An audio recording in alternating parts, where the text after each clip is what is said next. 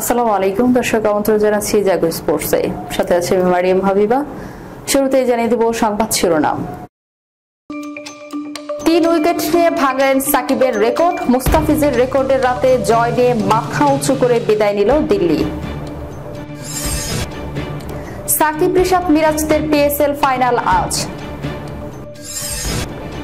উত্তপ্ত পাঞ্জাব কিংস, সাবেক প্রেমিকের বিরুদ্ধে আদালতে প্রীতি জিন্তা। সাবেক কোচ শ্রীরামকে নিয়ে যা বললেন নুরুল হাসান সোহান। শুনছিলেন সংবাদ শিরোনাম, এবারে বিস্তারিত। 3 উইকেট নিয়ে ভাঙলেন সাকিবের রেকর্ড। মুস্তাফিজের রেকর্ডের রাতে জয় নিয়ে মাথা উঁচু করে বিদায় নিল দিল্লি। আইপিএল এর শেষ বেলায় ডাক পেয়েছিলেন মুস্তাফিজুর রহমান। যেটুকু সুযোগ পেলেন লুফে নিলেন 2 হাতে। আজ নিজেদের শেষ ম্যাচে পাঞ্জাব কিংসের বিপক্ষে তুলে নিলেও 3 উইকেট ভেঙে দিলেন সাকিব আল হাসানের রেকর্ড। তাতে তার দলও তুলে নিয়েছে 6 উইকেটের দারুণ জয়। আইপিএল থেকে বিদায় নিয়েছে মাথা উঁচু করে। জয়পুরের মানসিং স্টেডিয়ামে আজ মুস্তাফিজ তার খাতা খুলেছেন ভারতের তরুণ সেন্সেশন প্রিয়াংশ আর্যর উইকেট তুলে নিয়ে। এরপর ডেথ ওভারে শশাঙ্ক সিংকে বিদায় করেন তিনি। শেষ ওভারে আবার মুস্তাফিজের দৃশ্যপটে তুলে নিলেন মার্কো ইয়ানসেনের উইকেট। 33 রান খরচায় 3 উইকেট নেন তিনি। দলের বাকি বোলাররা যখন নিদেন পক্ষে 9 উইকেট রান দিয়েছেন, ওভার প্রতি মুস্তাফিজ সেখানে রান দিয়েছেন 8.25 করে। এই ইনিংসে 3 উইকেট নিয়ে সাকিবকে ছাড়িয়ে গেছেন মুস্তাফিজ। আইপিএলে বাংলাদেশি বোলারদের মধ্যে সফলতম বোলার ছিলেন সাকিব। 70 ইনিংসে বল করে 63 উইকেট নিয়েছিলেন তিনি। আজ ম্যাচ শুরুর আগে মুস্তাফিজের উইকেট ছিল 59 ইনিংসে 62। আজকে 3 উইকেট নিয়ে 60 ইনিংসে 65 উইকেট হয়ে গেল তার। কেড়ে নিয়েছিল সাকিবের রেকর্ড। মুস্তাফিজের রেকর্ডের ম্যাচ বাকি বোলাররা ছিলেন বেশ ম্লান। ওভার প্রতি রান দিয়েছেন 10-এর কাছাকাছি করে। ফলে শ্রেয়াস আয়াবের 53 আর মার্কাস স্টয়নিসের 16 বলে 44 রানের ক্যামিওতে ভর করে পাঞ্জাব কিংস করে ফেলে 8 উইকেটে 206 রান। জবাবে দিল্লি ক্যাপিটালস শুরু থেকেই আস্কিং রেটকে পাল্লা দিবে ব্যাট করেছে। নিয়মিত বিরতিতে উইকেট খোয়ালেও টপ অর্ডারের প্রত্যেক ব্যাটার রান করেছেন নিদেন পক্ষে 150 স্ট্রাইক রেটে।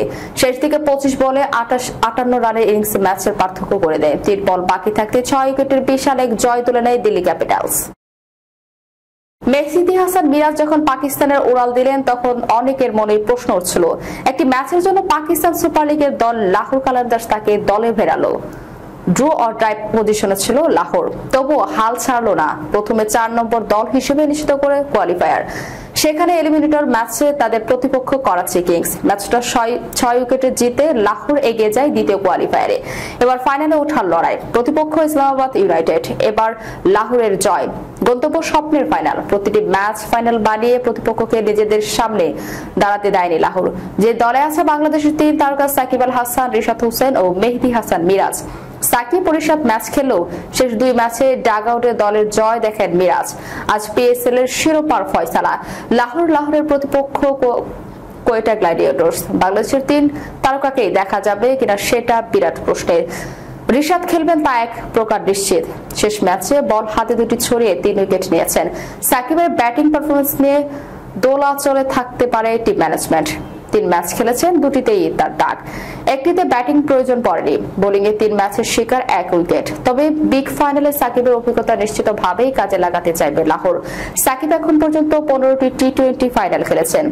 আইপিএল বিপিএল মিলিয়ে সাকিব ট্রফি জিতেছেন 7টি। পিএসএল এর ফাইনালে যারা খেলবেন তাদের মন্তব্যে সাকিব অন্যতম অভিজ্ঞ এবং এই ফরম্যাটে বেশ কার্যকরী ক্রিকেটার। শিরোপা লড়াইয়ে লাহোর সাকিবকে বাইরে রাখবে না তো মোটামুটি নিশ্চিত করে বলা যায়। মিরাজ সুযোগ পাবেন কিনা সেটাই দেখার। সাকিব রিশাদ সহ একাদশে বাকি 2 বিদেশি ক্রিকেটার হলেন কুশল পেরেরা ও Bhanuka Rajapaksa. Wicket keeper batsman হিসেবে পেরেরা ফাইনালেও থাকবেন।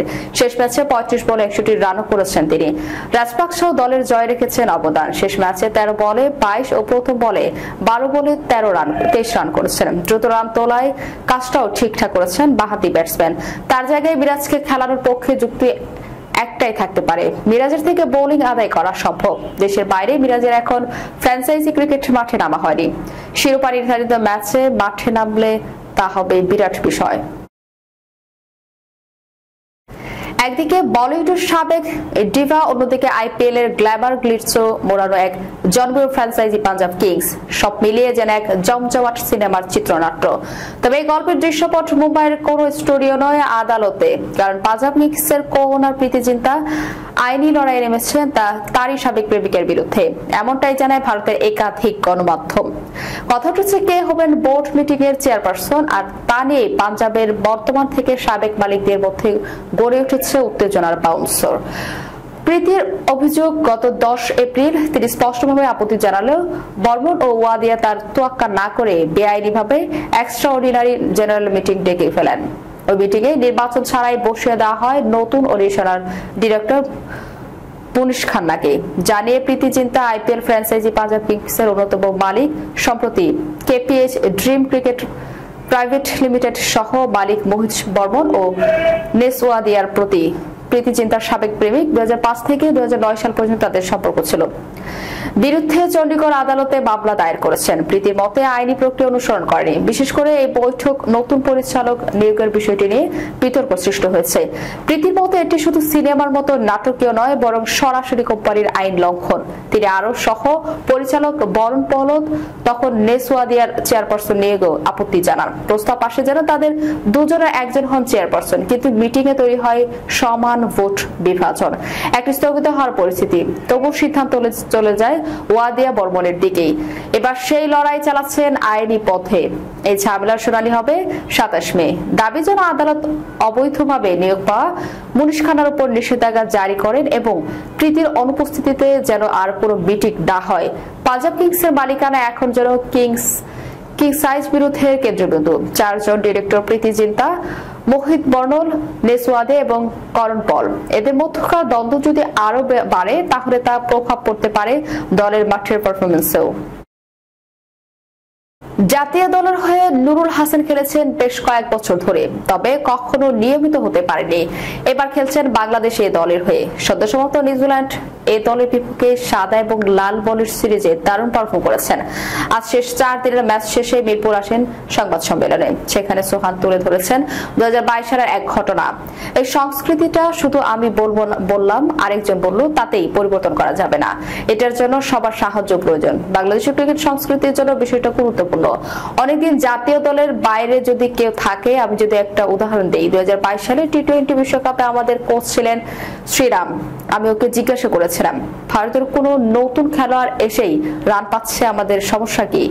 ও আমাকে বলেছিল এটা মানসিক প্রতিবন্ধকতা। সোহান আরো বলেন, আমরা ভাবি এখনো জাতীয় দলে খেলতে পারলে কি হবে, না পারলে কি হবে, এখান থেকে বাদ গেলে কি হবে। ওরা চিন্তা করছে ওদের যে কাঠামো আছে, ওরা রঞ্জি ট্রফি খেলেছে, অন্যান্য টুর্নামেন্ট খেলছে, আইপিএল আছে, ওদের ভবিষ্যৎ নিয়ে চিন্তা করার সময় নেই। ওদের কোনো মানসিক প্রতিবন্ধকতা নেই, স্বাধীনভাবে খেলতে পারছে। ওই স্বাধীনতা নিয়ে খেলতে পারলে আমাদের মানসিক প্রতিবন্ধকতা এড়ানো সহজ হবে। সোহানের মতো ক্রিকেট দলগত খেলা, হারলে আলাদা করে কারোর নাম বলতে চান না তিনি। ক্রিকেট দলগত খেলা, ম্যাচ হারলে অনেক বিষয়ে কথা আসবে, আলাদা করে কারো তেমন দোষ না। সিলেটে একটা সেশন আমরা খারাপ খেলেছি, সে কারণেই ব্যাকফুটে চলে গিয়েছিল। যাওয়ার আগে শিরোনামগুলো জানিয়ে দেব আরো একবার। 3 উইকেট নিয়ে ভাঙলেন সাকিবের রেকর্ড। মুস্তাফিজের রেকর্ডের রাতে জয় নিয়ে মাথা উঁচু করে বিদায় নিল দিল্লি। সাকিব রিশাদ মিরাজদের পিএসএল ফাইনাল আজ। উত্তপ্ত পাঞ্জাব কিংস, সাবেক প্রেমিকের বিরুদ্ধে আদালতে প্রীতি জিন্তা। সাবেক কোচ শ্রীরামকে নিয়ে যা বললেন নুরুল হাসান সোহান। এ ছিল এখনকার মতো। পরবর্তী সংবাদ দেখার আমন্ত্রণ রইল। ধন্যবাদ সবাইকে। আল্লাহ হাফেজ।